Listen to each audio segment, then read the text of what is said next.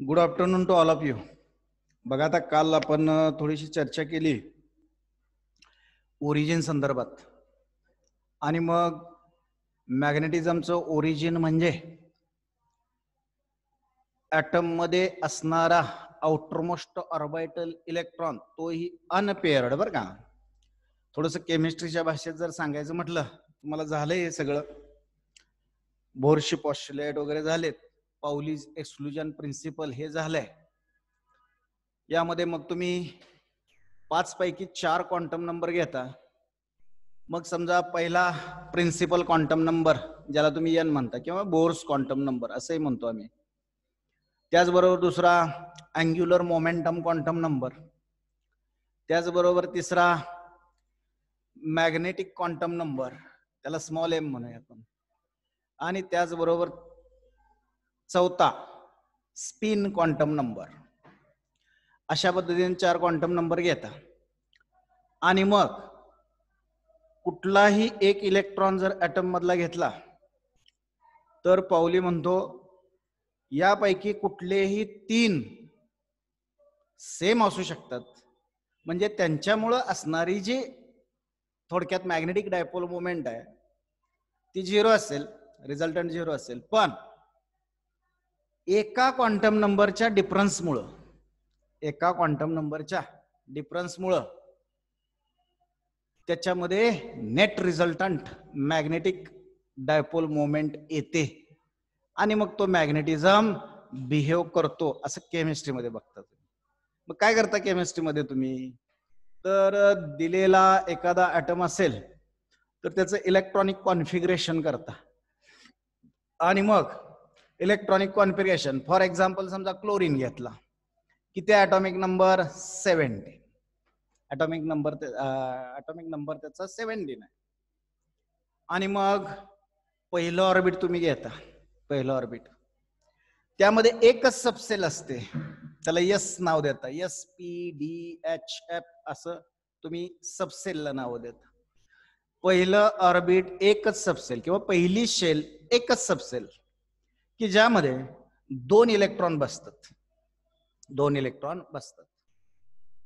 आणि मग त्यांचा स्पिन क्वांटम नंबर तेवढा डिफरंट असेल, बाकी N L M सेम, आणि स्पिन क्वांटम नंबर तेवढा वेगळा असेल. म्हणजे एका डायरेक्शन मध्ये स्पिन होत असेल तर दुसऱ्या डायरेक्शन मध्ये स्पिन होत. आणि मग तो स्पिन मोशन तुम्ही ॲरोनं दाखवता. वरच्या बाजूला पहिला असा जर एक स्पिन होत असेल तर दुसरा त्याच्या अपोजिट डायरेक्शन मध्ये स्पिन होत. पण इथं असताना नेट मोमेंट मात्र 0च होते. नेट मोमेंट म्हणजे अशा पद्धतीनं आतले ऑर्बिट मधले जे फुलफिल आहेत ऑर्बिट, त्या ऑर्बिट मधले इलेक्ट्रॉन या आपल्या मॅग्नेटिक प्रॉपर्टीला रिस्पॉन्स देत नाहीत किंवा मॅग्नेटिक प्रॉपर्टीला कन्स्ट्रक्ट करत नाहीत. त्याचबरोबर दुसऱ्या शेल मध्ये 2 सबसेल, एक S आणि दुसरे P, आणि मग पहिल्या सबसेल मध्ये 2 आणि दुसऱ्या सबसेल मध्ये 6. अशा पद्धतीनं 8 इलेक्ट्रॉन बसतात या शेल मध्ये. त्यांचा सुद्धा N L M same, yes तेवढा वेगवेगळा असेल, पण पेअर असल्यामुळं net resultant participant in construction of magnetic moment is 0. अशा पद्धतीनं पुन्हा किती झाले, मग 6 2 8 2 10 झाले. आता 7 राहिलेत अजून. मग तिसरी शेल चालू होते, त्यामध्ये 3 सबसेल असतात, S P D. पण डी पर्यंत जातच नाही, कारण राहिलेत 7 इलेक्ट्रॉन. पहिल्यात 2 ऑक्युपाय झाले आणि राहिलेले 5 यात ऑक्युपाय होतात. अशा पद्धतीने तुम्ही केमिस्ट्रीमध्ये 3D एम्प्टीच असते. अशा पद्धतीनं तुम्ही त्याचं इलेक्ट्रॉनिक कॉन्फिगरेशन करता. आता इथं पर्यंत जर बघितलं आपण तर स्पिन जो आहे एकाला समजा एका डायरेक्शन मध्ये, दुसऱ्याला दुसऱ्या डायरेक्शन मध्ये पेअर झाली, म्हणजे रिझल्टंट 0. त्याचबरोबर आता हे जे 5 इलेक्ट्रॉन आहेत यांच्यामध्ये 4ची पेअर होईल, त्यांचाही रिझल्टंट 0. हे 2 झाले, अजून 2, त्यांचाही रिझल्टंट 0 आणि 1 राहतो. याला मात्र पेअर नसल्यामुळं हा नेट रिझल्टंट अशा स्वरूपाचा इलेक्ट्रिक करंट दाखवतो आणि तोच मॅग्नेटिक प्रॉपर्टी दाखवण्यामध्ये किंवा तोच मॅग्नेटिक प्रॉपर्टी कन्स्ट्रक्ट करतो त्या मटेरियलची. अशा पद्धतीने तुम्ही केमिस्ट्रीमध्ये पण बघता, हेच पाउलीज एक्सक्लुजन प्रिन्सिपल प्रमाणे.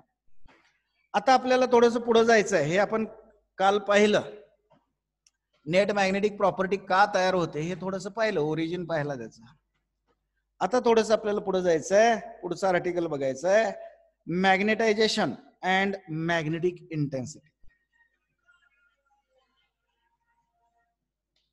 मॅग्नेटायझेशन अँड मॅग्नेटिक इंटेन्सिटी म्हणा किंवा मॅग्नेटिक फील्ड इंटेन्सिटी म्हटलं तरी चालतंय. मॅग्नेटिक इंटेन्सिटी हे 2 कन्सेप्ट आपल्याला आज या मॅग्नेटिक मटेरियलच्या संदर्भात अभ्यासायचे आहेत. आता कसं असतं, आपण डायमॅग्नेटिक, पॅरामॅग्नेटिक, फेरोमॅग्नेटिक असे 3 प्रकार पाडतो.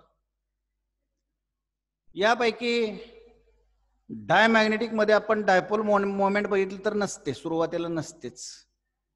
त्यांना एक्सटर्नल मॅग्नेटिक फील्ड मध्ये आपण इंट्रोड्यूस केलं, बाहेरून मॅग्नेटिक फील्ड लावलं आणि त्यात तो सबस्टन्स जर इंट्रोड्यूस केला तर त्यामध्ये थोड्याशा डायपोल मोमेंट या काय होतात, इंड्यूस होतात आणि त्या अपोजिट डायरेक्शन मध्ये अशा पद्धतीनं त्या डायपोल मोमेंट अलाइन होतात. काय होतात, अलाइन होतात आणि मग नेट रिझल्टंट डायपोल मोमेंट थोडीशी आपल्याला मिळते. मग पॅरामॅग्नेटिक सबस्टन्सेस मुळातच डायपोल मोमेंट काही रिझल्टंट असतात, काहीही असतात, काही प्रमाणात असतात. यांना पण आपण एक्सटर्नल मॅग्नेटिक फील्ड मध्ये जर इंट्रोड्यूस केलं तर डायपेक्षा बऱ्याचशा जास्त ॲटॉमिक डायपोल्स, ॲटमचे मॅग्नेट इलेक्ट्रॉनच्या रिझल्टंट इलेक्ट्रॉनच्या मोशनमुळे अशा पद्धतीच्या ॲटॉमिक डायपोल्स त्यामध्ये भरपूर प्रमाणात अलाइन होतात आणि त्या मात्र मॅग्नेटिक फील्डच्या डायरेक्शन मध्ये असतात, हे लक्षात घ्या. आणि फेरो मध्ये भरपूर प्रमाणात ऑलरेडीच असतात. बाहेरून थोडं जरी मॅग्नेटिक फील्ड आपण अप्लाय केलं, बघा यामध्ये सुरुवातीला आपण जर हा मटेरियल घेतला तर यामध्ये डायपोल मोमेंट असतात. आता डायपोल मोमेंट मग ही या डायरेक्शन मध्ये असेल, रॅन्डमली अलाइन असतात. कशा असतात, रॅन्डमली अलाइन. मग एखादी या डायरेक्शन मध्ये असेल, आता मी हे काढत नाही बरं का, सर्कल काढत नाही, हे ॲटॉमिक डायपोल आहे, म्हणजे आतल्या ॲटमनं तयार झालेला हा ॲटॉमिक मॅग्नेट आहे, लक्षात घ्या. आणि मग एक या डायरेक्शन मध्ये असेल, एक या डायरेक्शन मध्ये असेल, झालं, दोघांनी एकमेकाचा इफेक्ट कॅन्सल केला आणि रिझल्टंट 0 झाला. एखादा या डायरेक्शन मध्ये असेल, एखादा कुठंतरी या डायरेक्शन मध्ये असेल, एखादा या डायरेक्शन मध्ये असेल, एखादा या डायरेक्शन मध्ये असेल. अशा पद्धतीनं रॅन्डमली ओरिएंट असल्यामुळं मॅग्नेटिक फील्ड मध्ये ठेवण्याच्या अगोदर यांची जी डायपोल मोमेंट आहे, ही रिझल्टंट डायपोल मोमेंट 0च आहे. परंतु समजा जर आपण बाहेरून एखादं मॅग्नेटिक फील्ड अप्लाय केलं बी एवढ्या इंटेन्सिटीचं या डायरेक्शन मध्ये, तर यातल्या बऱ्याचशा, सगळ्याच नाही पण बऱ्याचशा डायपोल मोमेंट स्वतःची ओरिजिनल ॲटॉमिक डायपोल स्वतःची ओरिजिनल डायरेक्शन विसरून ते मॅग्नेटिक फील्डच्या दिशेनं अलाइन होतात. म्हणजेच त्यांच्यामध्ये नेट रिझल्टंट डायपोल मोमेंट मिळते. मग एकाच 2 सोडा, पण बाकीचे सगळे अशा पद्धतीनं अलाइन होतात. अशा पद्धतीनं बरेचसे अलाइन होतात. थोड्याफार असतील विस्कळीत स्वरूपात, थोड्याफार विस्कळीत स्वरूपात असतील, नाही असं नाही, पण बऱ्याचशा डायपोल मोमेंट अशा पद्धतीनं मॅग्नेटिक फील्डच्या दिशेनं किंवा त्याच्या विरुद्ध दिशेनं कारण सबस्टन्स वेगवेगळ्या प्रकारचे आहेत मॅग्नेटिक. अशा पद्धतीनं अलायन होतात आणि मग नेट रिझल्टंट डायपोल मोमेंट आपल्याला मिळते. म्हणजे या मटेरियलचं मॅग्नेटायझेशन झालं. काय झालं? यालाच म्हणायचं मॅग्नेटायझेशन झालं. आणि मग मॅग्नेटायझेशन झाल्यानंतर आता आपल्याला हे मॅग्नेटायझेशन डिफाईन करायचं. कारण मटेरियलचं मॅग्नेटायझेशन आपण कम्पेअर केलं पाहिजे. कुठल्या मटेरियलमध्ये तेवढ्या इंटेन्सिटीच्या फील्डमध्ये एक मटेरियल ठेवला कमी डायपोल मोमेंट असतील अलाइन झालेल्या, दुसरा एखादा मटेरियल ठेवला त्याच्यापेक्षा जास्त असतील, तिसरा एखादा मटेरियल ठेवला भरपूर असतील. अशा पद्धतीनं प्रत्येक मटेरियल मध्ये मॅग्नेटिझम स्वतः बिहेव करण्याची जी ॲबिलिटी आहे ती ॲबिलिटी वेगवेगळी असते. आणि म्हणून आपण त्या मटेरियलना आपण कम्पेअर केलं पाहिजे. आणि मग हे कम्पेअर करायचं असेल तर आपल्याला आणखी एक फिजिकल क्वांटिटी डिफाईन करता येते, त्याला म्हणतात मॅग्नेटायझेशन. म्हणजे अशा पद्धतीनं एखादा मटेरियल बाहेरच्या मॅग्नेटिक फील्ड मध्ये ठेवला की तो स्वतःच मॅग्नेटिक फील्ड प्रोड्यूस करतो आणि त्या मॅग्नेटिक फील्डच्या साह्यानं तो बाहेरच्या मॅग्नेटिक फील्डला इंटरॅक्ट करतो. काय करतो? इंटरॅक्ट करतो. आणि मग हे मोजायचं कसं? तर मॅग्नेटायझेशन या क्वांटिटीच्या स्वरूपात, त्याला कॅपिटल एम म्हणतो. Capital M is nothing but magnetization of this material. आणि मग मॅग्नेटायझेशन डिफाईन कसं करायचं बघा. Magnetization of the material, magnetic material is defined as the ratio of कुणाचा? Net dipole moment. M net म्हणतो मी, डायपोल मोमेंटला आपण स्मॉल एम वापरतोय. Net dipole moment, net resultant dipole moment. आता कसं होतं, यातले असणारे डायपोल चार्ज मुळेच असतात रे, चार्ज मुळे असतात. मग समजा इकडं प्लस, इकडं मायनस, इकडं प्लस, इकडं मायनस, इकडं प्लस, इकडं मायनस, इकडं मायनस, इकडं प्लस. अशा पद्धतीनं मग हे मधले थोडेसे काय होतात? पेयर तयार झाल्यामुळं हे थोडेसे मधले जातात. आणि मग इकडचा नेट मॅग्नेटिक चार्ज, इकडचा नेट मॅग्नेटिक चार्ज. अशा पद्धतीनं ते नेट मॅग्नेटिक चार्ज जे आहेत ते net magnetic charge net poles, magnetic poles तयार करतात. मग इकडे एन पोल असेल, इकडे एस पोल असेल, उलटही असतं बरं का. इकडे एस पण, एन पण असतो, इकडे एस पण असतो काही मटेरियल जेव्हा. आणि मग नेट रिझल्टंट डायपोल मोमेंट तयार होते, magnetic dipole moment. Atomic dipole मोमेंटच्या अलाइनमेंटमुळं, प्रत्येक वेळी वाक्य सांगतोय मी, ॲटॉमिक डायपोल मोमेंटच्या अलाइनमेंटमुळं रिझल्टंट मॅग्नेटिक मोमेंट तयार होते. हे वाक्य मनातल्या मनात म्हणायचं. अशा पद्धतीनं ही नेट डायपोल मोमेंट किती तयार झाली? मॅग्नेटिक डायपोल मोमेंट ती एम नेट मी इथे घेतोय आणि त्याचा रेशो घ्यायचा आहे त्याच्या व्हॉल्यूमशी. म्हणजे याचा अर्थ काय? तर तुम्ही या सबस्टन्सचा युनिट व्हॉल्यूमचा तुकडा जर बाजूला घेतला, युनिट व्हॉल्यूमचा, मग समजा व्हॉल्यूम तुमचा त्या सबस्टन्सचा जर 10 क्युबिक मीटर असेल तर 1 क्युबिक मीटर बाजूला घ्यायचा, म्हणजे जे असेल त्यातला 1 घ्यायचा. मग 10 क्युबिक सेंटीमीटर असेल तर 1 क्युबिक सेंटीमीटर बाजूला घ्यायचा. आणि त्यात नेट डायपोल मोमेंट किती आहे बघायचं. म्हणजे युनिट व्हॉल्यूम मध्ये त्या मटेरियलचं मॅग्नेटायझेशन झाल्यानंतर net dipole moment unit volume मध्ये किती आहे त्याला म्हणायचं त्याचं मॅग्नेटायझेशन, त्याला म्हणायचं मॅग्नेटायझेशन. आणि मग net dipole moment per unit volume, net dipole moment per resultant dipole moment per unit volume is called magnetization of that material. आता हे जे मॅग्नेटायझेशन आहे याचं युनिट बघूया काय होतंय. मग इकडे दोघांची युनिट तुम्हाला माहित आहे. डायपोल मोमेंटचं unit ampere square metre, ampere per नव्हे बरं का, एम्पियर स्क्वेअर मीटर. वाटल्यास इथं डॅश टाकतो मध्ये, एम्पियर स्क्वेअर मीटर. आणि डिवायडेड बाय व्हॉल्यूमचं unit metre cube, volume metre cube मध्ये मोजतात. मग स्क्वेअर मीटर इथला या क्युबिक मीटरशी गेला, म्हणजे सगळा स्क्वेअर मीटर क्युबिक मीटर मधल्या स्क्वेअर मीटरशी गेला, 1 मीटर राहिला, म्हणजे याचं युनिट आलं अँपियर पर मीटर. हे लक्षात घ्या. युनिट काय मॅग्नेटायझेशनचं? Ampere per metre. अशा पद्धतीनं या युनिट मध्ये आपण ते त्या मटेरियलचं झालेलं जे मॅग्नेटायझेशन आहे ते मॅग्नेटायझेशन मेजर करायचं. आता आपल्याला जायचं आहे मॅग्नेटिक इंटेन्सिटी समजावून घेण्याकडे. आणि नुसतं मॅग्नेटिक इंटेन्सिटी समजावून घ्यायचं नाही. अशा पद्धतीनं मॅग्नेटिक इंटेन्सिटी मटेरियलवर डिपेंड नसते किंवा मीडियमवर डिपेंड नसते, हे आपल्याला बघायचं. आणि बी शी त्याचं रिलेशन काय आहे, म्हणजे मॅग्नेटिक इंडक्शनशी त्याचं रिलेशन काय आहे हे आपल्याला बघायचं आहे. मग त्यासाठी मी काय करतो बघा, एक सोलेनॉइड घेतो. नेहमीप्रमाणे एक सोलेनॉइड घेतला.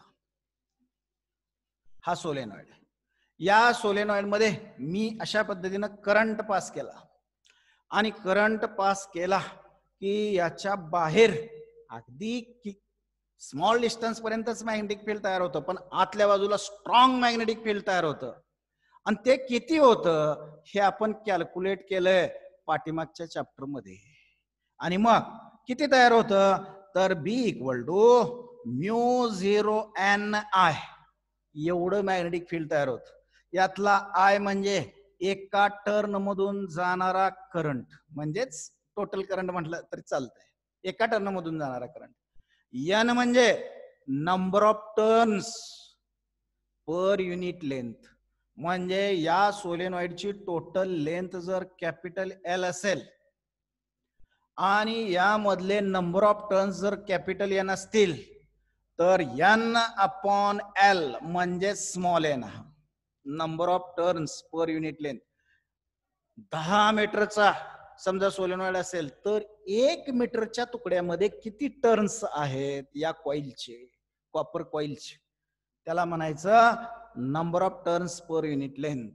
आणि मग इथं एन आय हा टोटल करंट झाला, एन आय हा टोटल करंट झाला. आणि मग ज्या कुठल्या मीडियम मध्ये ठेवलंय तुम्ही, तर एअर मीडियम मध्ये ठेवलंय. आणि मग त्या एअर मीडियमचा परमॅबिलिटी सांगितलंय तुम्हाला. परमॅबिलिटी म्हणजे काय, तर परमॅबिलिटी म्हणजे मॅग्नेटिक फील्डच्या स्वरूपात एनर्जी धरून ठेवण्याची, एनर्जी बिहेव करण्याची त्या मीडियमची ॲबिलिटी. आणि मग म्यू 0 किंवा म्यू नॉट आपण एअर साठी वापरतो. सध्या एअरच आहे आतमध्ये, आतमध्ये काही नाही, एअर आहे म्हणून म्यू 0. अशा पद्धतीनं एवढे मॅग्नेटिक फील्डच्या इंटेन्सिटीचं मॅग्नेटिक फील्ड अशा पद्धतीनं या ठिकाणी तयार होतं. आता त्याला मी थोडक्यात म्यू बी नॉट म्हणतो का, बी 0 म्हणतो का, तर एअर असताना या सोलेनॉइडच्या आतमध्ये मीडियम आहे एअर, म्हणून मी त्याला म्हणतो बी नॉट. आणि मग यामध्ये हा एन आय, हा एन आय जो आहे याला म्हणतात मॅग्नेटिक इंटेन्सिटी. एच, एच न दाखवतो, याला म्हणायचं मॅग्नेटिक इंटेन्सिटी. आलं लक्षात. म्हणजे मॅग्नेटिक फील्ड इंटेन्सिटी म्हणजे मॅग्नेटिक इंडक्शन आणि मॅग्नेटिक इंटेन्सिटी यामध्ये फरक काय बघा, दोन्ही फील्डच आहेत, दोन्ही फील्डच आहेत. फक्त हे मॅग्नेटिक इंटेन्सिटी ही मीडियमवर डिपेंड नाही, हे लक्षात घ्या. मीडियमवर डिपेंड नाही. मीडियमवर डिपेंड नसताना असणारी इंटेन्सिटी त्या फील्डची त्याला म्हणायचं मॅग्नेटिक इंटेन्सिटी. आणि मीडियम प्रेझेंट असताना किंवा मीडियमचा सहभाग घेतल्यानंतर जी काय मॅग्नेटिक फील्डची इंटेन्सिटी येते त्याला म्हणायचं मॅग्नेटिक इंडक्शन. लक्षात घ्या, मॅग्नेटिक इंडक्शन. मग आता ही व्हॅल्यू उचलून यामध्ये टाकतो, म्हणजेच B naught equal to mu naught H हे रिलेशन मला मिळालं बघा. याला रिलेशन 1 म्हणतो. अशा पद्धतीनं आता सध्या त्या सोलेनॉइडच्या मधून करंट पास केला, आतमध्ये एअर असताना त्या सोलेनॉइडच्या सेंटरला किती मॅग्नेटिक इंडक्शन प्रोड्यूस झालं, तर एवढं मॅग्नेटिक इंडक्शन प्रोड्यूस झालं की जे या मॅग्नेटिक इंटेन्सिटीला प्रोपोर्शनल आहे, हे लक्षात घ्या. मॅग्नेटिक इंटेन्सिटीला प्रोपोर्शनल आहे. आता मी काय करतो बघा, आता काय करतो, एक सॉफ्ट आयर्न सारखं फेरोमॅग्नेटिक मटेरियल घेतो, सॉफ्ट आयर्न सारखं, आणि ते मटेरियल आता यामध्ये मटेरियलचा रॉड तयार करून घेतो आणि हा रॉड आता मी यामध्ये इंट्रोड्यूस करतो आत. म्हणजे मी सोलेनॉइडचे टर्न टाकलेत रॉडवर. हा रॉड आहे बघा सगळा, हा रॉड आहेत आणि या रॉडवर आता टर्न टाकलेत मी. याचे टर्न्स मी रॉडवर टाकलेत. रॉडवर म्हणजे त्याला इन्सुलेटिंग कोटिंग आहे बरं का, त्याला इन्सुलेटिंग कोटिंग आहे वायरला. रॉडच्या वर गुंडाळलं तरी चालतं, कारण इन्सुलेटिंग कोटिंग असल्यामुळे डायरेक्ट कॉन्टॅक्ट त्या मटेरियलचा आणि त्या कॉपर वायरचा येत नाही. आणि मग अशा पद्धतीनं आत मी आता एक फेरोमॅग्नेटिक मटेरियल सॉफ्ट आयर्न सारखं मी इंट्रोड्यूस केलं. आता काय होतं बघा, आता हा मॅग्नेटिक मटेरियल आहे आतला, त्याचं होतं मॅग्नेटायझेशन. त्याचं काय होतं, मॅग्नेटायझेशन. आणि मॅग्नेटायझेशन झाल्यामुळं तो पण मॅग्नेट म्हणून बिहेव होतो, तो पण मॅग्नेटिक म्हणून बिहेव होतो. आता सोलेनॉइडच्या आतमध्ये असणारं मॅग्नेटिक फील्ड हे सोलेनॉइड मुळे तयार झालेलं मॅग्नेटिक फील्ड म्हणजे बी नॉट एवढ्या इंटेन्सिटीचं, आणि हा जो मॅग्नेट तयार झाला या सॉफ्ट आयर्नचा, याचं मॅग्नेटिक फील्ड त्याला मी बीएम म्हणतो. या दोघांचं मिळून मॅग्नेटिक इंडक्शन म्हणजे एकूण मॅग्नेटिक इंडक्शन झालं बघा. मग बी ला म्हणतो मी total magnetic induction at the centre of the magnetic of the solenoid is equal to magnetic induction of the field produced by solenoid plus magnetic induction produced by this magnetic material, त्याला म्हणतो मी BM. एवढं magnetic field तयार होत. आता BM कसं काढायचं, आई इथं बघा, हे बघा या पद्धतीनं बीएम पण काढता येतो. किंवा आता आपण क्वांटिटी बघितले मॅग्नेटायझेशन. काय क्वांटिटी बघितली, मॅग्नेटायझेशन. या मटेरियलचं मॅग्नेटायझेशन झालं. ते मॅग्नेटायझेशन म्हणजे net dipole moment per unit volume. ते मॅग्नेटायझेशन जर एम असेल, ते मॅग्नेटायझेशन जर एम असेल तर यामध्ये magnetic dipole moment magnetic induction due to material is directly proportional to magnetization of that material. किती प्रमाणात मॅग्नेटायझेशन झालंय त्या प्रपोर्शन मध्ये मॅग्नेटिक फील्ड तयार होत.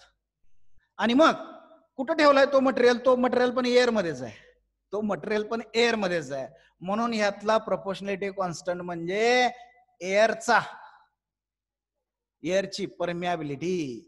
यातला प्रोपोर्शनॅलिटी कॉन्स्टंट म्हणजे एअरची परमियाबिलिटी. आता याला म्हणतो इक्वेशन 2, याला म्हणतो इक्वेशन 3. आता इक्वेशन 1 मध्ये आपण फक्त सोलेनॉइड एअर मध्ये आत एअर असताना μ0H आणि मॅग्नेटिक मटेरियल टाकल्यानंतर मॅग्नेटिक मटेरियल मुळे तयार झालेला मॅग्नेटिक फील्डची इंटेन्सिटी म्हणजेच मॅग्नेटिक इंडक्शन μ0M टाकूया व्हॅल्यू यामध्ये. म्हणजेच एकूण मॅग्नेटिक इंडक्शन झालं B0 म्हणजेच μ0H किंवा μ0H प्लस BM म्हणजे μ0M मॅग्नेटायझेशन. आणि मग μ0 काढतो common into bracket H plus M. आता याला म्हणतो मी इक्वेशन 4, याला इक्वेशन 4 म्हणतो.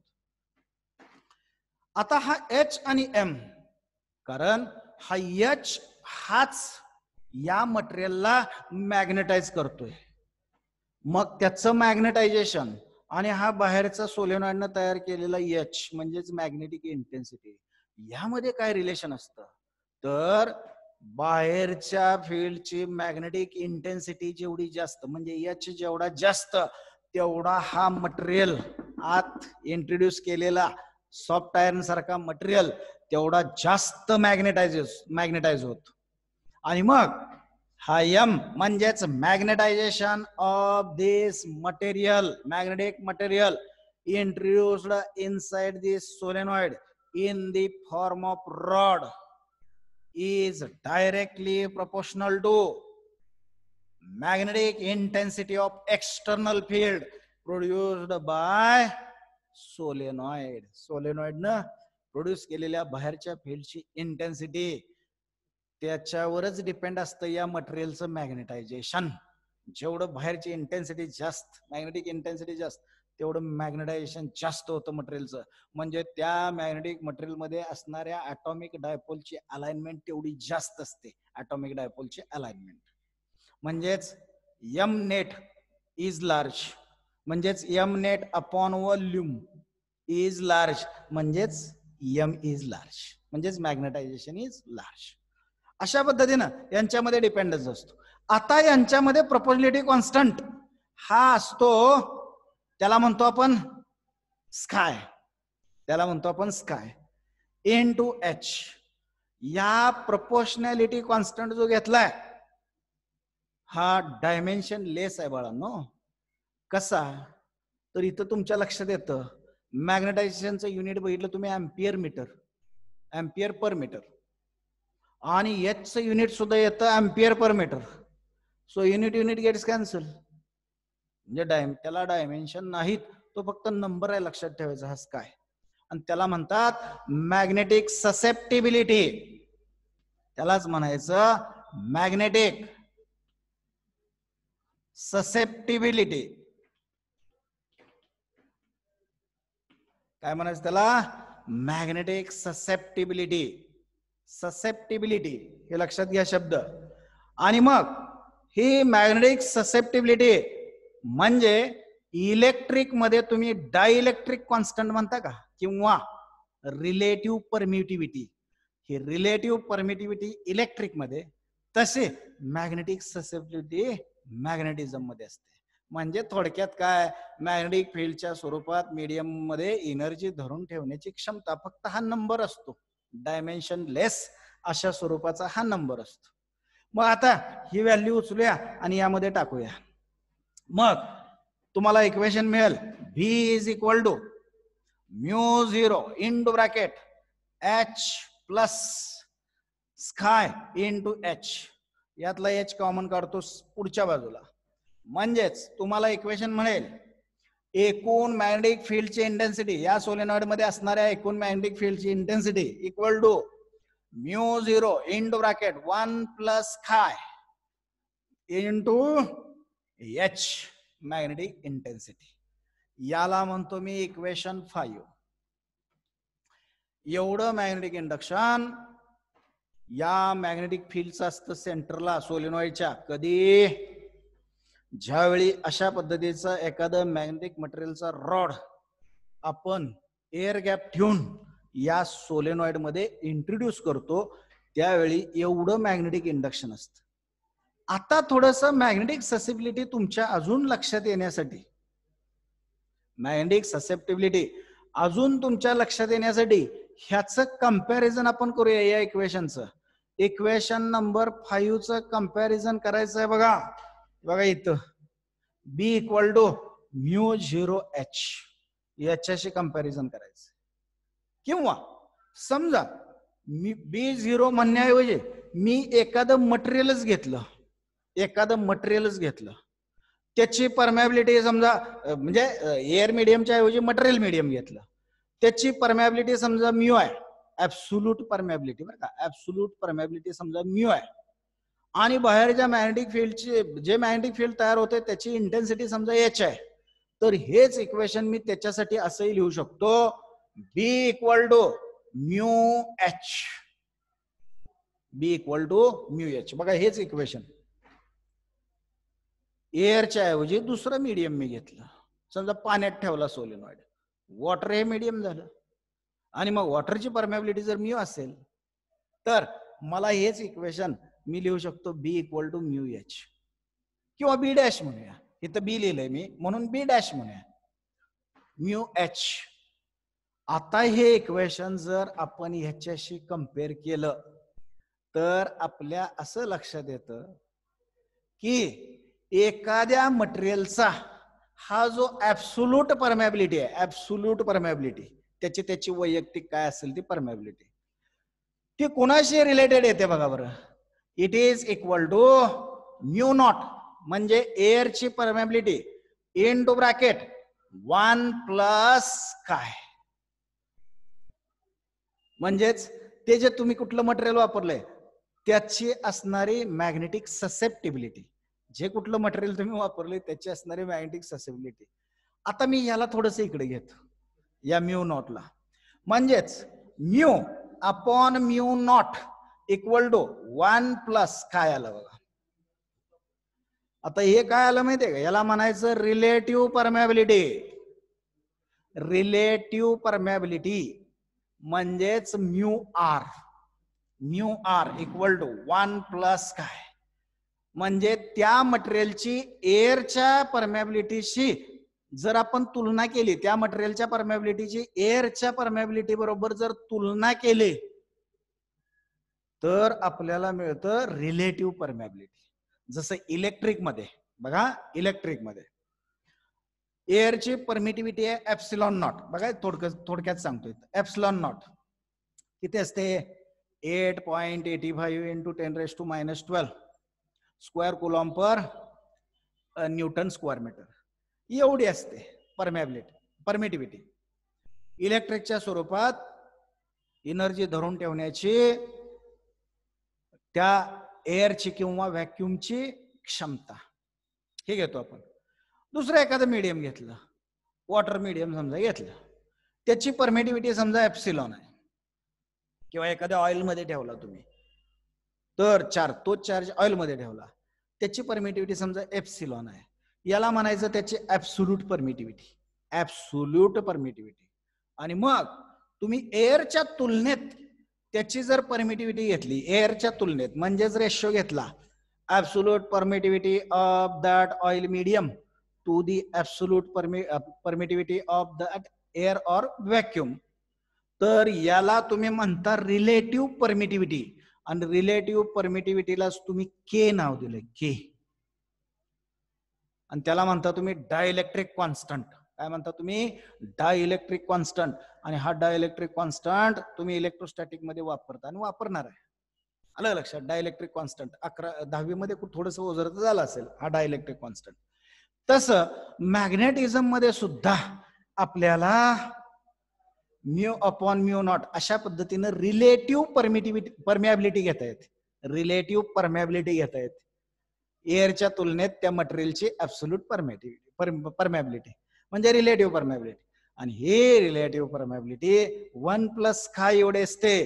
ह्याच्यावरून एक लक्षात येतं तुमच्या, इथं डायरेक्ट के येतो इलेक्ट्रोस्टॅटिक्स मध्ये, पण मॅग्नेटोस्टॅटिक्स मध्ये मात्र 1 प्लस काय अशा पद्धतीनं. मग इथं तुमच्या लक्षात आलं असेल रिलेटिव्ह परमिटिव्हिटीला युनिटच नसतं. बघा की इथं म्यूचं unit weber per ampere metre, इथं म्यू नॉटचं unit weber per ampere metre. Cancel झालं म्हणजे क्वांटिटी झाली युनिट लेस, डायमेन्शन लेस. म्हणजे इकडं 1 आहे तो डायमेन्शन लेस आहे, म्यू आर डायमेन्शन लेस आहे, म्हणजे हा सुद्धा डायमेन्शन लेस असला पाहिजे. म्हणजेच काय, हा एक फक्त नंबर आहे आणि तो नंबर तुम्हाला त्या मटेरियलच्या मॅग्नेटिक फील्डला रिस्पॉन्स देण्याची किंवा स्वतः मॅग्नेटिझम बिहेव करण्याची क्षमता किती आहे, पात्रता किती आहे, लायकी किती आहे हे दाखवतो. मग जेवढा नंबर जास्त तेवढा तो स्ट्रॉंग मॅग्नेटिक मटेरियल, जेवढा अगदी 1,000 असतो नंबर, काय काय मटेरियलचा 1,000 असतो हा मॅग्नेटिक ससेप्टिबिलिटी. मॅग्नेटिक ससेप्टिबिलिटी याला डायमेन्शन नाहीत, हे लक्षात आलं का बघा. आणि मग मॅग्नेटिक ससेबिलिटी प्लस 1 म्हणजेच त्या ज्या मॅग्नेटिक मटेरियलची ही ससेबिलिटी आहे त्या मॅग्नेटिक मटेरियलची रिलेटिव्ह परमियाबिलिटी, हे लक्षात घ्या. आणि रिलेटिव्ह परमियाबिलिटी म्हणजे म्यू अपॉन म्यू नॉट, हे पण लिहितो येतं. Relative permeability is nothing but mu upon mu not, हे लक्षात घ्या. अशा पद्धतीनं आपण या मटेरियलची मॅग्नेटिक ससेबिलिटी बघितली.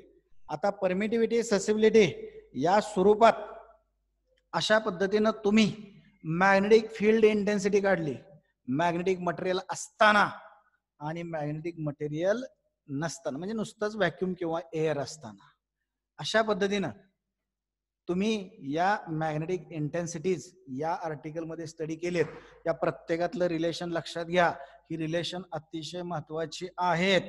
हे रिलेशन इथं असणार रिलेशन आणि त्याचबरोबर हे एक रिलेशन. या रिलेशनवर तुम्हाला प्रॉब्लेम विचारतात बरं का, लक्षात ठेवायचं. समजलं का? बघा परत एकदा सांगतोय. पहिल्यांदा हा रॉड आपण आतला ठेवलेला नाही, एअर किंवा व्हॅक्यूम मध्ये सोलेनॉइड तयार केलाय. आता करंट पास झाला की मॅग्नेटिक इंडक्शन सेंटरला एवढं असतं. त्यातला NI म्हणजे टोटल नंबर ऑफ टर्न्स त्या युनिट लेंथ मध्ये आणि एका टर्न मधला करंट, याला म्हणायचं हे जेवढं जास्त तेवढी मॅग्नेटिक इंटेन्सिटी, हे मॅग्नेटिक फील्ड सुद्धा जास्त, हे लक्षात घ्या. म्हणून याला म्हणायचं मॅग्नेटिक इंटेन्सिटी. आणि मग मॅग्नेटिक इंटेन्सिटी इनटू जे काय मीडियम तिथं प्रेझेंट आहे त्याची परमेबिलिटी, एवढं मॅग्नेटिक इंडक्शन या ठिकाणी प्रोड्यूस होतं. म्हणजे मॅग्नेटिक फील्डची इंटेन्सिटी तयार होते. Magnetic field intensity, magnetic intensity, हे लक्षात घ्या. आता आपण मटेरियल इंट्रोड्यूस केलं. मटेरियल इंट्रोड्यूस केल्यानंतर तो मटेरियल आहे मॅग्नेटिक मटेरियल. तो स्वतः मॅग्नेटाइज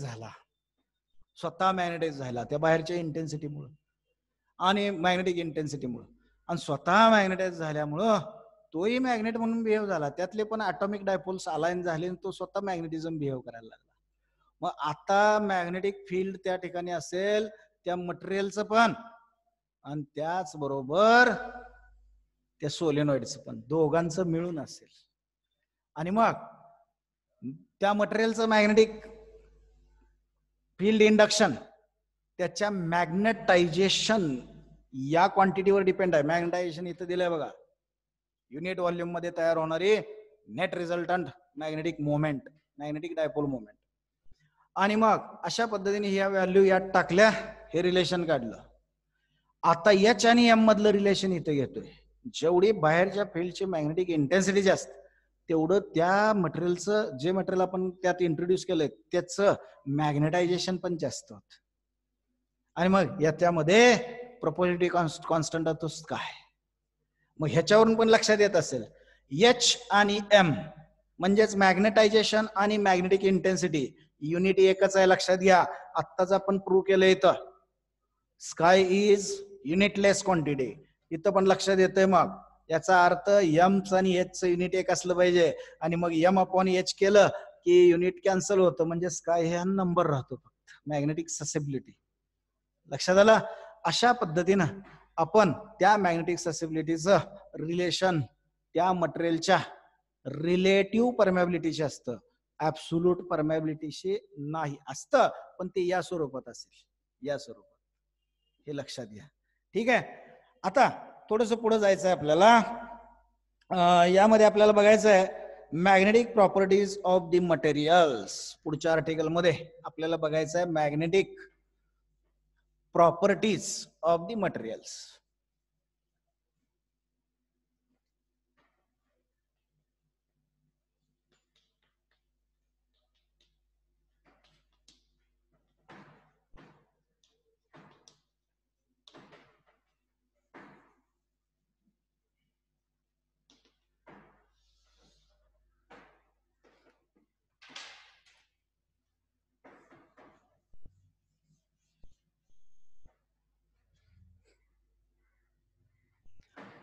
बघा आता पाठीमागच्या अगदी सुरुवातीच्या लेक्चर मध्ये थोडस मी या संदर्भात सांगितलेलं होतं. काही परमनंट मॅग्नेट मॅग्नेशिया एसिया मायनॉर या बेटावर मॅग्नेशिया सिटी आहे, तिथं सापडतात. तो मटेरियल घ्यायचा, म्हणजेच तो मॅग्नेट घ्यायचा आणि आपल्याकडे उपलब्ध असणारी मटेरियल त्याच्या जवळ नेऊन बघायची. आणि मग जे रिस्पॉन्स देतात त्यांना मॅग्नेटिक मटेरियल्स, आणि जे रिस्पॉन्स अजिबात देत नाहीत, वुडन पीस, प्लास्टिक पीस यासारखे अजिबात रिस्पॉन्सच देत नाहीत, यांना बाजूला काढला पण नॉन मॅग्नेटिक मटेरियल म्हणून. आणि जे रिस्पॉन्स देतात किंवा स्वतः बिहेव करतात मॅग्नेटिझम, त्यांना आपण मॅग्नेटिक मटेरियल म्हणून बाजूला काढलं. आता या मॅग्नेटिक मटेरियल मध्ये तुम्ही जर अशाच पद्धतीनं त्यांच्यामध्ये जर तुलना करत गेला तर तुमच्या असं लक्षात येईल काही मटेरियल्स त्या मॅग्नेट जवळ नेल्यानंतर रिपेल होतात आणि अगदी लाईटली रिपेल होतात, म्हणजे स्ट्रॉंगली नाही, एकदम लाईटली रिपेल होतात, म्हणजे बाजूला ढकलले जातात. काही मटेरियल्स असतात लाईटली अट्रॅक्ट होतात, लाईटली अट्रॅक्ट होतात. आणि काही मटेरियल असतात ते एकदम स्ट्रॉंगली अट्रॅक्ट होतात, एकदम स्ट्रॉंगली अट्रॅक्ट होतात. आणि मग याच्यावरून एक 3 टाईप आपण पाडलेले आहेत, सुरुवातीलाच तुम्हाला सांगितले. त्यातला म्हणजे या प्रॉपर्टीला डायमॅग्नेटिझम, पॅरामॅग्नेटिझम आणि फेरोमॅग्नेटिझम अशी नावं दिलेली आहेत. डायमॅग्नेटिझम, पॅरामॅग्नेटिझम आणि फेरोमॅग्नेटिझम. अशा पद्धतीने 3 भागात आपण त्याचं विभाजन करतो. आहेत 6, पुढचे तुम्हाला नाहीत. पुढचे आहेत फेरी मॅग्नेटिझम, अँटी फेरोमॅग्नेटिझम, स्पिन कशन, अशा स्वरूपात एक आहेत पुढं, पण ते तुम्हाला या वर्षी काय अभ्यासाला नाहीत. आता मग अशा पद्धतीनं मटेरियलचे पार्ट पाडल्यानंतर एक एक मटेरियल बघूया आपण. मग त्यातला पहिली प्रॉपर्टी घेतो मॅग्नेटिक मटेरियलची, म्हणजेच डायमॅग्नेटिझम. ही प्रॉपर्टी घेतो, डायमॅग्नेटिझम. आता कसं असतं बघा, असा एखादा मटेरियल, डायमॅग्नेटिक मटेरियल भरपूर आहेत. वॉटर आहे, बिस्मथ आहे, कॉपर आहे, लिथियम आहे, त्यानंतर हायड्रोजन गॅस आहे, गॅसियस स्वरूपात पाहिजे असेल तर हायड्रोजन गॅस आहे, लिक्विड स्वरूपात वॉटर आहे आपलं, त्यानंतर सॉलिड स्वरूपात मग बिस्मथ, गोल्ड, सोनं आपलं, ते सुद्धा डायमॅग्नेटिक मटेरियल आहे. कॉपर डायमॅग्नेटिक मटेरियल आहे, लिथियम डायमॅग्नेटिक मटेरियल आहे. अशा पद्धतीची ही मटेरियल्स. समजा त्यातला मी घेतला एक मटेरियल आणि सगळ्यात सुरुवातीला त्याला ऑब्झर्व केलं आतमध्ये, तर याच्यामध्ये कुठल्याही पद्धतीनं ॲटॉमिक मॅग्नेटिक मोमेंट नसतात. ॲटॉमिक मॅग्नेटिक मोमेंट नसतात, हे लक्षात घ्या. आता थोडस लाईट स्वरूपाच्या बाहेरच्या मॅग्नेटिक फील्ड मध्ये यांना इंट्रोड्यूस केलं. हे बी बाहेरनं मॅग्नेटिक फील्ड, इकडे एन पोल, इकडे एस पोल, किंवा इलेक्ट्रिसिटीनं मी मॅग्नेटिक फील्ड जनरेट केले. ते मॅग्नेटिक फील्ड इथं या डायरेक्शन मध्ये आहे आणि थोडं आहे, कमी आहे, म्हणजे त्याची मॅग्निट्यूड लेस आहे, आणि ते या डायरेक्शन मध्ये मी लावलेलं आहे, म्हणजे इथं सगळीकडे लाईन्स ऑफ फोर्स आहेत त्याच्या. आता त्यामध्ये थोड्याशा डायपोल मुवमेंट इंड्यूस होतात, हे लक्षात घ्या. डायपोल मुवमेंट इंड्यूस होतात, आणि इंड्यूस झालेल्या डायपोल मुवमेंट सगळ्याच्या सगळ्या अलाइन होत नाहीत, पण त्यातल्या बऱ्याचशा डायपोल मुवमेंट थोड्याशा अलाइन होतात. अलाइन होतात नाही असं नाही, पण त्याचं प्रमाण अतिशय कमी असतं. मग रँडम डायरेक्शन मध्ये काय आहेत, काही या फील्डला अलाइन झालेत, आता कशा झालेत ते नंतर सांगतो. आणि मग नेट मुवमेंट बघायला गेला तर फारशी, नेट मॅग्नेटिक मुवमेंट जर बघायला गेला तर फारशी जास्त नसते. आपण काय करूया, बाहेरून स्ट्रॉंग मॅग्नेटिक फील्ड लावूया. बाहेरच्या मॅग्नेटिक फील्डची इंटेन्सिटी मी वाढवली, म्हणजेच मॅग्नेटिक इंडक्शन वाढवलं, स्ट्रॉंग फील्ड केलं. वेक्टर, हा वेक्टर आहे बरोबर का, लेंथ वेक्टर क्वांटिटी म्हणून लेंथ वाढवतो. एखाद्या वेक्टरची लेंथ म्हणजे त्याची मॅग्निट्यूड असते. मी स्ट्रॉंग मॅग्नेटिक फील्ड केलं. आता स्ट्रॉंग मॅग्नेटिक फील्ड लावल्यावर तुमच्या लक्षात येईल की यामध्ये large amount of atomic movements, ॲटमचे तयार झालेले मॅग्नेट छोटे छोटे, ते मॅग्नेट्स लार्ज प्रमाणात अलाइन होतात. पण अलाइन होताना कसे होतात, बाहेर त्यांची नेट रिझल्टंट मोमेंट ही net resultant magnetic dipole moment ही या फील्डच्या अपोजिट डायरेक्शन मध्ये असते. म्हणजे आतले ॲटॉमिक मॅग्नेट हे अशा पद्धतीनं या डायरेक्शन मध्ये अलाइन झालेले दिसते.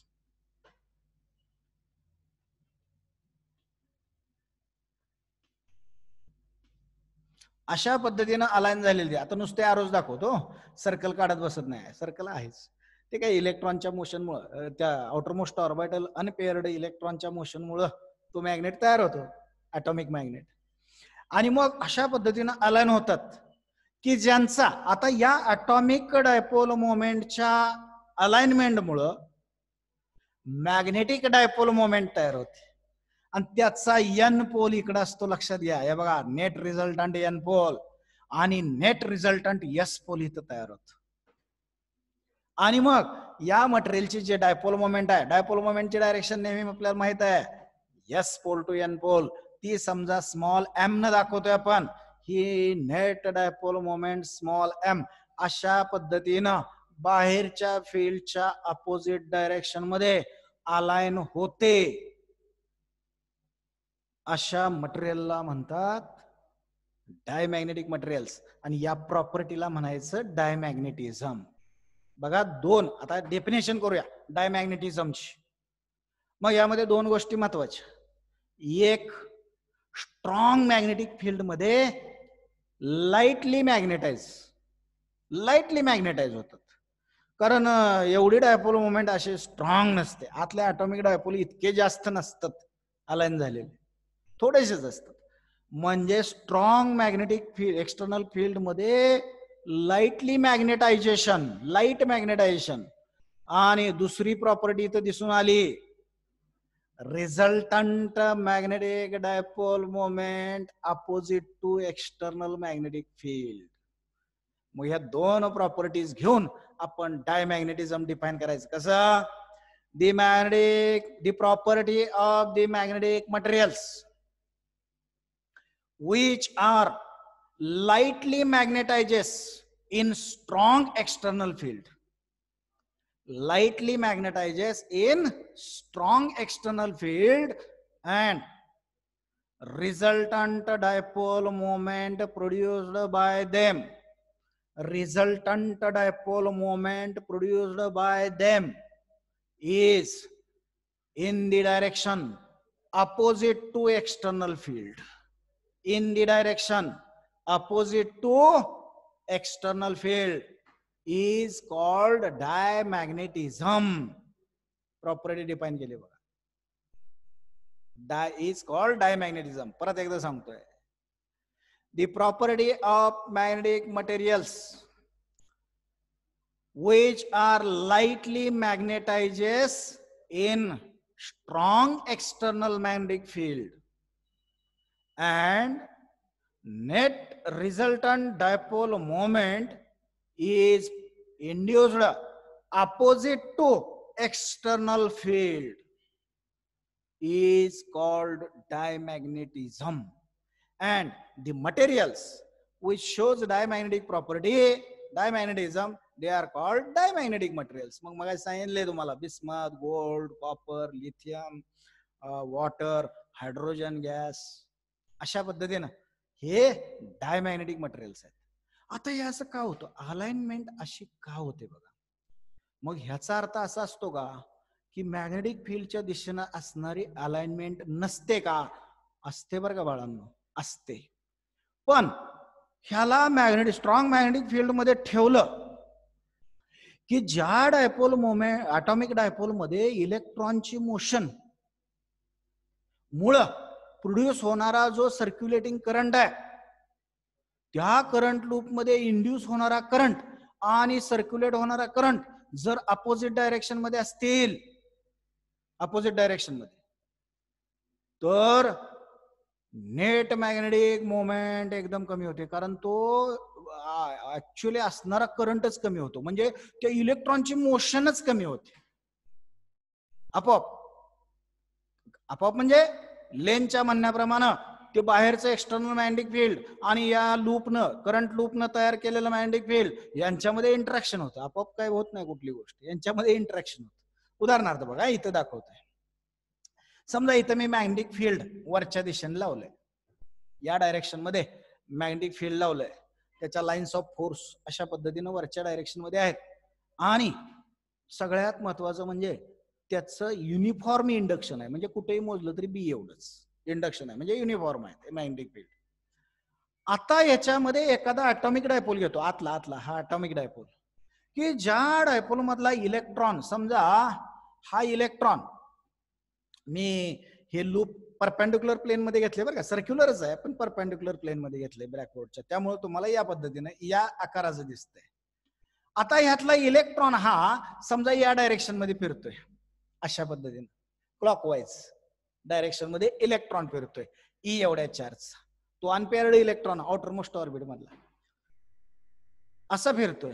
म्हणजे त्याच्या मोशनमुळे प्रोड्यूस झालेला इलेक्ट्रिक करंट कुठल्या डायरेक्शन मध्ये आला, हे बघा ह्या डायरेक्शन मध्ये आला, त्याला मी आय म्हणतो. इलेक्ट्रिक करंट या डायरेक्शन मध्ये आला.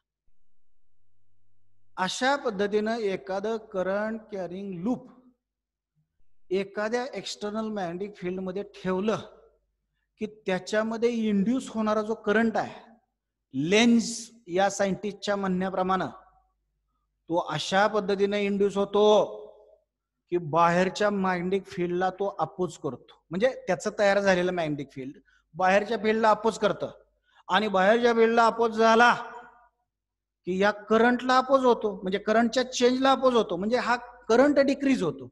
आणि करंट डिक्रीज झाला की बाळांनो आपण बघितले मॅग्नेटिक डायपोल मोमेंट त्याची म्हणजेच ऍटॉमिक डायपोल मोमेंट कमी होते. ऍटॉमिक डायपोल मोमेंट कमी होते. आता बघा समजा याचे ऍटॉमिक डायपोल मोमेंट कुठं आहे बघा. ऍटॉमिक डायपोल मोमेंट करंटच्या दिशेने बोट फिरवा, थंब इंडिकेट, काल झाले की thumb indicate the direction of, म्हणजेच करंटच्या डायरेक्शन मध्ये बोट फिरवली, वरच्या डायरेक्शन मध्ये याची डायपोल मोमेंट आहे, त्याला एम डॅश म्हणतो. ऍटॉमिक आहे ना, टोटल डायपोल मोमेंटला आपण एम म्हणतोय, मग ऍटमची एम डॅश म्हणतो मी. वरच्या डायरेक्शन मध्ये बघा. आता ह्यात इंड्यूस होणारा करंट अशा पद्धतीने असतो, इंड्यूस होणारा बरं का, इंड्यूस होणारा करंट या करंटला अपोज करतो. हे बघा त्याला मी आय आय म्हणतो. इंड्यूस होणारा करंट या करंटला अपोज करतो आणि ह्या करंटला अपोज इंड्यूस कोणामुळे होतो, या बाहेरच्या फील्डमुळे. असं एखादं करंट कॅरिंग कॉईल जर एखादी तुम्ही बाहेरच्या मॅग्नेटिक फील्ड मध्ये ठेवली तर त्या कॉईल मध्ये ईएमएफ इंड्यूस होतो आणि त्या इंड्यूस्ड ईएमएफ मुळे इंड्यूस करंट होतो. हे तुम्ही इलेक्ट्रोमॅग्नेटिक इंडक्शन या चॅप्टर मध्ये बघणार आहे. आणि मग हा इंड्यूस झालेला करंट या करंटला अपोज करतो, म्हणजे ह्या करंटला कमी करतो आणि ह्या करंटला कमी केल्यामुळं ही डायपोल मोमेंट कमी होते की जी बाहेरच्या फील्डच्या दिशेने आहे. म्हणजे बाहेरच्या फील्डच्या दिशेने ह्याच्यात ॲटॉमिक मोमेंट्स आहेत पण त्या आपोआपच डीम केल्या जातात, या बाहेरच्या फील्डमुळेच डीम केल्या जातात या डायमॅग्नेटिक मटेरियलच्या. आता उलट घेतो बघा, इथंच पलीकडे घेतो. आता काय येतो बघा, हा इलेक्ट्रॉन जो आहे हा इलेक्ट्रॉन या डायरेक्शन मध्ये मूव्ह होतोय, मग इलेक्ट्रॉनची विरुद्ध दिशा म्हणजे करंट. बघा यातला करंट या डायरेक्शन मध्ये, आता यातला इंड्युस्ड करंट त्याच डायरेक्शन मध्ये असतो, इंड्युस्ड करंट त्याच डायरेक्शन मध्ये असतो. आता याची डायपोल मोमेंट कुठं असेल बघा, करंटच्या दिशेनं मी हे करतोय नाही, इंड्युस्ड करंट उलटा झाला नाही का, उलटा या डायरेक्शन मध्ये इंड्युस्ड करंट. हे बघा या डायरेक्शन मध्ये करंट कुणाचा, इलेक्ट्रॉनची दिशा ही आहे म्हणजे करंटची दिशा ही आय या डायरेक्शन मध्ये, आणि मग इंड्युस्ड करंट हा त्याच डायरेक्शन मध्ये. बघा की हा इंड्युस्ड करंट त्याच डायरेक्शन मध्ये. आता याची मॅग्नेटिक मोमेंट बघा, ॲटॉमिक मॅग्नेटिक मोमेंट करंटच्या दिशेने मी बोट फिरवतोय, खाली आहे खालच्या दिशेने ॲटॉमिक मोमेंट एम डॅश खालच्या डायरेक्शन मध्ये. आता हा इंड्युस्ड करंट आणि त्या इलेक्ट्रॉनच्या ऑर्बिटल मोशन मुळे अगोदरच त्या लूप मध्ये असणारा करंट दोघं एकाच डायरेक्शन मध्ये आहेत आणि त्यामुळं ह्या इलेक्ट्रॉनला स्पीडअप केलं जातं. ह्या इलेक्ट्रॉनला स्पीड दिल्यामुळं करंट आय वाढला, करंट आय वाढल्यामुळं ह्या magnetic atomic magnetic dipole moment वाढली. म्हणजे हे झाले स्ट्रॉंग. जे बीच्या अपोजिट आहेत ते झाले स्ट्रॉंग या मटेरियल मधले, आणि मग त्यांचा नेट मॅग्नेटिक मोमेंट म्हणजे एनएस पोलचा इथं असणारा नेट मॅग्नेटिक मोमेंट एम जास्त झाला. आणि या ठिकाणी हा इंड्युस्ड करंट लूप मधला आणि हा ऍक्च्युअल करंट हे दोघं अपोजिट असल्यामुळं त्या इलेक्ट्रॉनला स्लो केलं, म्हणजे आय कमी झाला. चार्जची मोशन कमी झाली म्हणजे करंट कमी झाला, म्हणजे आय कमी झाला, म्हणजे चार्जची मोशन कमी झाली म्हणजेच मॅग्नेटिक डायपोल मोमेंट डीम झाली. मग ह्या दिशेने सुद्धा त्यात काही डायपोल मोमेंट असतात पण या मटेरियल मधल्या त्या आपोआपच डीम होतात बाहेरच्या फील्डमुळं, आणि त्याच्या अपोजिट डायरेक्शन मधल्या स्ट्रॉंग होतात. According to Lenz law, the induced current produces its own magnetic field which always opposes to external magnetic field. हे लक्षात घ्या. आणि मग अशा पद्धतीनं या मटेरियल मध्ये अपोजिट डायरेक्शन मध्ये असणार डायपोल मोमेंट तयार होते. म्हणून याला म्हणतो आपण प्रॉपर्टीला डायमॅग्नेटिझम. कशामुळं अपोजिट असतात हे लक्षात आलं का? तिकडं बघायचं. लेन्सचं एक्सप्लेनेशन, लेन्स नावाच्या सायंटिस्टनं दिलेलं एक्सप्लेनेशन. अशा पद्धतीनं हे डायमॅग्नेटिक मटेरियल असतात. मग परत एकदा डेफिनेशन सांगतो, परत एकदा डेफिनेशन, मग कॅरेक्टरिस्टिक बघूया. The property of magnetic materials in which they are lightly magnetized in strong external field and their resultant dipole moment is opposite to external field is called diamagnetism. And the material which shows such property they are called diamagnetic materials. आणि त्याची examples. आता characteristic बघूया. बघा characteristic एक एक एक एक बघूया या मटेरियलचे कॅरेक्टरिस्टिक. नंबर 1, डेफिनेशन वरून 2 कॅरेक्टरिस्टिक आहेत. डेफिनेशन वरून 2 कॅरेक्टरिस्टिक आहेत, त्या लागलीच लिहून टाकूया. Number 1, they are weakly magnetized in strong field. weakly म्हणजे WEAK LY नाही WEEK म्हणाल, आठवड्यानं नव्हे, वीकली अगदी अशक्तपणे. weakly magnetizes in strong field. strong field ही एक प्रॉपर्टी आहे. डेफिनेशन वरूनच घेतली मी. वीकली मॅग्नेटाइज होतात, मॅग्नेटाइज होतात नाही असं नाही, पण अत्यंत कमी प्रमाणात. आणि मग दुसरी प्रॉपर्टी त्यातच आहे, त्यांची dipole moment, resultant dipole moment, magnetic dipole moment opposite to external field. Dipole moment M म्हणतो मी, opposite to B. Dipole moment is in the direction opposite to external magnetic field. Number 3, आणखी काय property सांगता येईल बघा. याला magnetic field मध्ये मधून बाहेर काढलं तर net resultant dipole moment 0. Non magnetic region मध्ये ह्यांचे नेट रिझल्टंट डायपोल मोमेंट 0 असते. नेट रिझल्टंट डायपोल मोमेंट किती असते? 0. त्यानंतर मग अशा पद्धतीनं स्ट्रॉंग मॅग्नेटिक फील्ड मध्ये ठेवल्यानंतर त्यांची डायपोल मोमेंट थोडीशी तयार होते, नाही असं नाही. आणि त्यामुळं टेम्परेचरचा त्या डायपोल मोमेंट वर अजिबात टेम्परेचरचा परिणाम होतो. कसं आहे, या मटेरियलचं टेम्परेचर जर आपण वाढवलं तर आतमध्ये ऍटमचं ऍजिटेशन होतं. थर्मल ऍजिटेशन म्हणतात त्याला. काय म्हणतात त्याला? थर्मल ऍजिटेशन म्हणजेच व्हायब्रेशन्स. आणि त्या व्हायब्रेशनमुळे हे डायपोल मोमेंट जे अलाइन झाले ते विस्कळीत होऊ शकते. अशा पद्धतीचा इफेक्ट यामध्ये दिसून येत नाही. का दिसून येत नाही? तर मुळातच ऍटॉमिक डायपोल मोमेंटचे अरेंजमेंट, ऍटॉमिक डायपोल कमी प्रमाणात अलाइन झालेत आणि त्यामुळं टेम्परेचरचा फारसा इफेक्ट याच्यावर होत नाही. नो टेम्परेचर इफेक्ट म्हणतो, नो टेम्परेचर इफेक्ट शॉर्ट मध्ये म्हणतो. तुम्ही मात्र सविस्तर लिहायचे बरं का, मी इथे शॉर्ट मध्ये आपलं सांगतोय तुम्हाला. Temperature, there is no temperature effect occurs on the produced magnetic moment when they are placed in strong magnetic field. त्यानंतर अजून एक प्रॉपर्टी, समजा त्यांना युनिफॉर्म मॅग्नेटिक फील्ड मध्ये ठेवलं. एखादा सॉलिड मटेरियल घेतला आणि तो युनिफॉर्म मॅग्नेटिक फील्ड मध्ये ठेवला. समजा बघा आता या डायरेक्शन मध्ये मॅग्नेटिक फील्ड आहे, या डायरेक्शन मध्ये लावलंय मी, आणि याच्यामध्ये हा मॅग्नेटिक मटेरियल, हा समजा डायमॅग्नेटिक मटेरियल काय, गोल्डचा एक रॉड आहे, सोन्याचा समजूया की. आणि मग अशा पद्धतीने त्याला मी यात इंट्रोड्यूस केलं तर तो स्वतःला परपेंडिक्युलर अलाइन करतो. का अलाइन करतो बघा, कारण हे फील्डची डायरेक्शन आहे ही, आणि यात जर रॉड तुम्ही टाकला तर या रॉडची नेट डायपोल मोमेंट अपोजिट असते. म्हणजे इकडे एन पोल असतो आणि इकडे एस पोल असतो त्याचा. आणि मग मॅक्झिमम पोटेन्शियल एनर्जी त्याच्या स्टोअर होते. आणि मग नेहमी एखादा मटेरियल आपली पोटेन्शियल एनर्जी कमी करण्याकडे कल असतो. बघा एखादा दगड तुम्ही जर असा अर्थच्या सरफेस पासून उचलून धरला का, म्हणजे त्याची ग्रॅव्हिटेशनल पोटेन्शियल एनर्जी वाढली. आता त्याला जर आपण सोडला, आता मी धरून ठेवलाय म्हणून तो तिथं आहे, आता ग्रॅव्हिटेशनल पोटेन्शियल एनर्जी सरफेस पेक्षा जास्त आहे, पण याला मी जर सोडला तर तो सरफेस पळतोय, ह्याचा अर्थ स्वतःची पोटेन्शियल एनर्जी कमी करणे, ग्रॅव्हिटेशनल पोटेन्शियल एनर्जी कमी करण्याचा प्रयत्न करतो.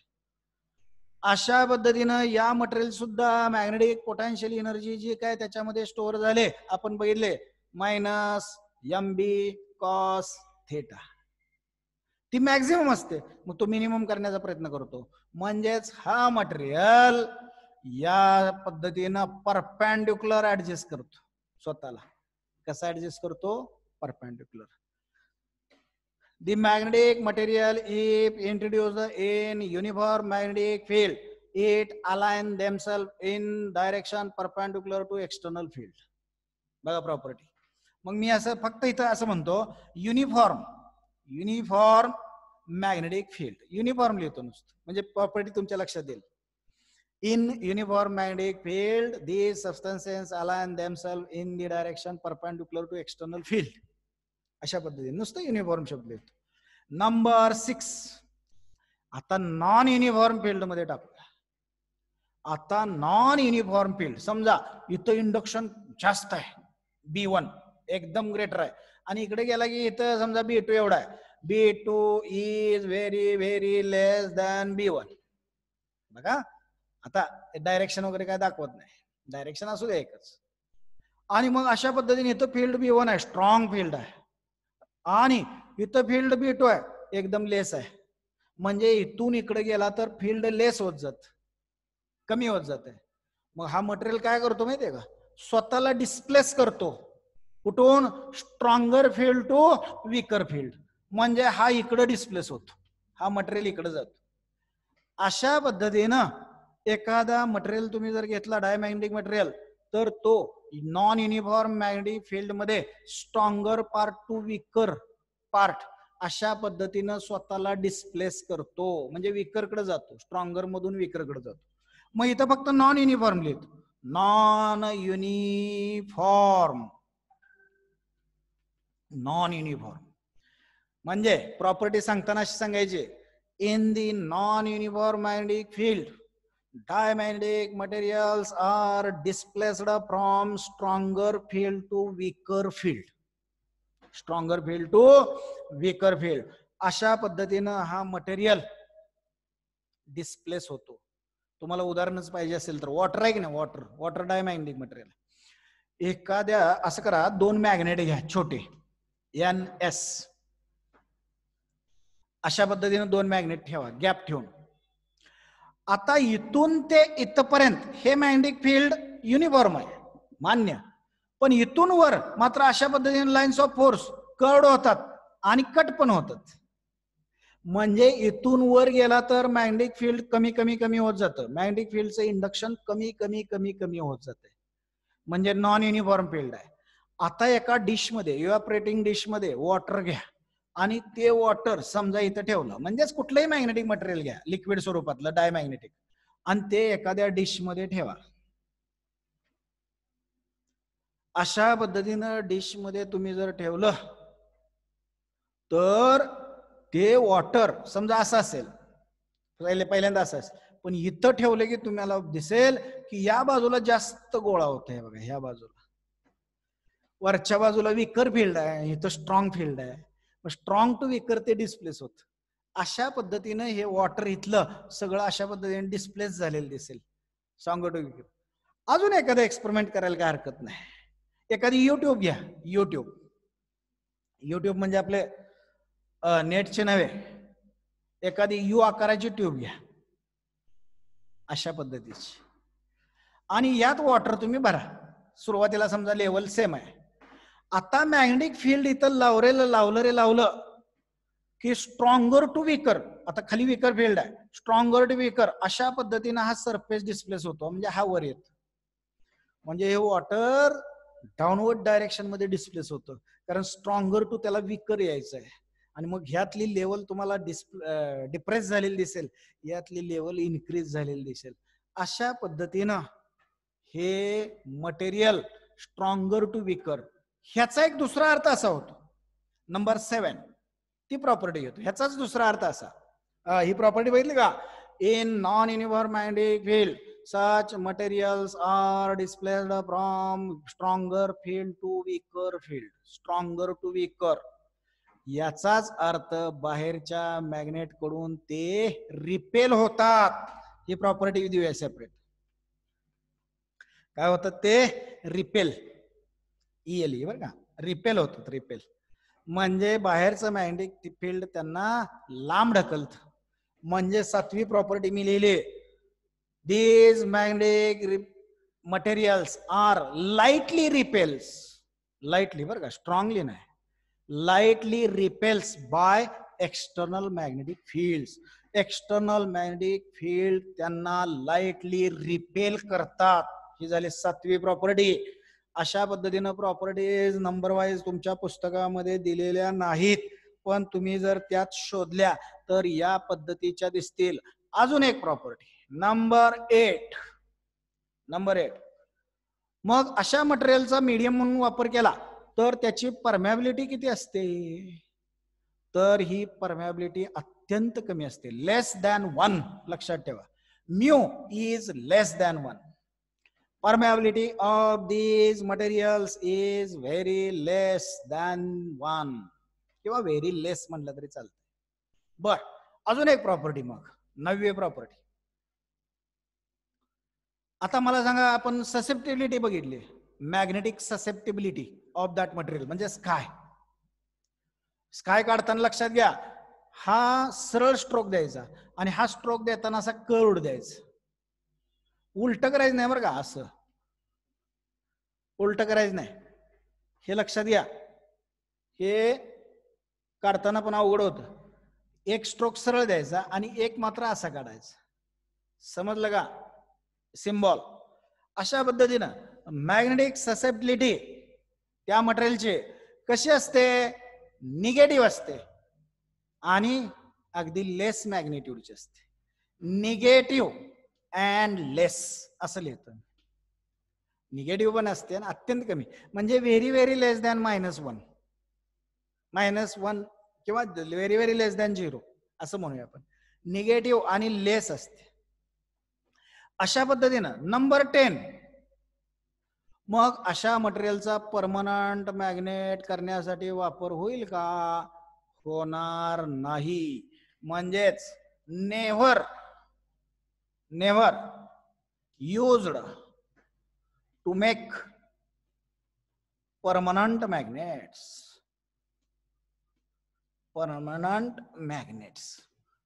Never used to make permanent magnet. अशा मटेरियलचा परमनंट मॅग्नेट तयार करण्यासाठी कुठल्याही प्रकारे वापर होत नाही. या ठिकाणी तुम्हाला 10 प्रॉपर्टीज दिसत आहेत. 10च्या 10 प्रॉपर्टीज अशाच पद्धतीने लक्षात ठेवायच्या, कारण अजून 2 मटेरियलच्या प्रॉपर्टीज आपल्याला बघायच्या आहेत. एकदा सिरियल लक्षात आली की नाही की आपल्याला प्रॉपर्टीज पण लिहिता येतील आणि त्यांच्यातले डिस्टिंग्विश बिटवीन पण लिहिता येतील. म्हणजे असा दुहेरी आपल्याला फायदा होऊ शकतो. म्हणून प्रॉपर्टीज या पद्धतीने या सिरियल जर लक्षात ठेवल्या तर तुम्हाला बाकीच्यांच्या पण ह्या सिरियली लिहिता येतील आणि त्यांच्या डिस्टिंग्विश पण करता येईल. अशा पद्धतीनं आपण आजच्या लेक्चर मध्ये आता थांबतोय, जास्त घ्यायला नको. आपण मॅग्नेटायझेशन एखाद्या मटेरियलचं, त्या मॅग्नेटायझेशन ही फिजिकल क्वांटिटी आपण डिफाईन केली आणि मॅग्नेटिक इंटेन्सिटी पण डिफाईन केली. आणि मग या दोघांचा मॅग्नेटायझेशन आणि मॅग्नेटिक इंटेन्सिटीचा मॅग्नेटिक इंडक्शन बरोबर काय रिलेशन आहे, त्याचबरोबर मॅग्नेटिक ससेप्टिबिलिटी, एवढ्या आपण 3 फिजिकल क्वांटिटीज नवीन आणि त्यांचा बी म्हणजेच मॅग्नेटिक इंडक्शन बरोबर असणार रिलेशन, हा एक पार्ट बघितला सोलेनॉइडच्या सहाय्यानं. आणि त्याचबरोबर आपण मॅग्नेटिक मटेरियल्सच्या ज्या प्रॉपर्टीज मध्ये डायमॅग्नेटिझम ही पहिली प्रॉपर्टी बघितली. मग डायमॅग्नेटिझमची डेफिनेशन, डायमॅग्नेटिक मटेरियलची डेफिनेशन, त्यानंतर त्याचं असणारं एक्सप्लेनेशन, त्याचबरोबर त्याच्या असणाऱ्या प्रॉपर्टीज, या 10 प्रॉपर्टीज, अशा पद्धतीनं आपण एवढा भाग आज अभ्यासलेला आहे. आता पॅरामॅग्नेटिक आणि फेरोमॅग्नेटिक मटेरियल्स, त्यांच्या प्रॉपर्टीज आणि त्यांचे काय असणारे एक्सप्लेनेशन्स, ते आपण उद्याच्या लेक्चरला पाहायचंय. बाय.